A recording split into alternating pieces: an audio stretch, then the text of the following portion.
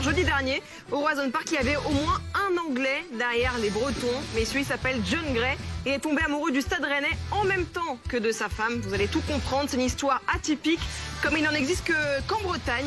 Elle est racontée par Gaël Biche et Bertrand Séguier.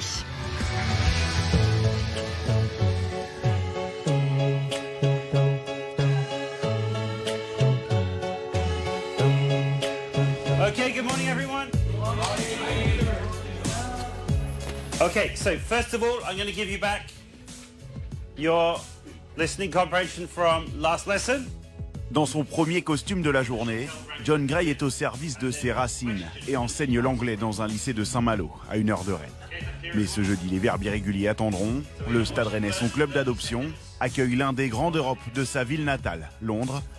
Hors de question de remettre les pieds au lycée cet après-midi. Même sa fille fera l'école buissonnière. Donc en fait, on arrive à l'école pour récupérer ma fille Célestine, qui vient avec moi au stade.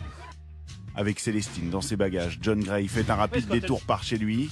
Il est déjà temps d'enfiler le deuxième costume de la journée.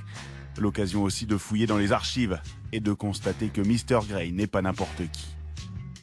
Il y a 2 ans, j'avais été sélectionné par le Stade Rennais pour être mis en valeur en tant que supporter du club. Et l'équipe a envoyé 2 journalistes, un journaliste et un photographe, qui sont venus m'interviewer avec ma femme qui était là ce jour-là. M'assurer que je pars avec mes tickets, sinon ça va être un peu dur à rentrer.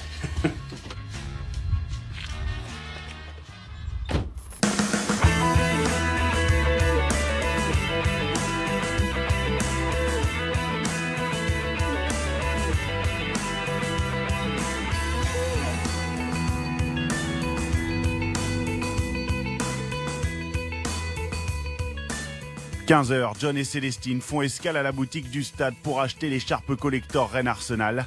Mais malgré le contexte, il n'y a aucune ambiguïté. Après tout, John n'a passé que 6 ans à Londres avant de déménager à Basingstoke, petite ville au sud-ouest de la capitale. Je suis supporter rennais. Et ça, avant tout. Si Rennes jouait contre Basingstoke, ça serait autre chose, ça serait un peu difficile.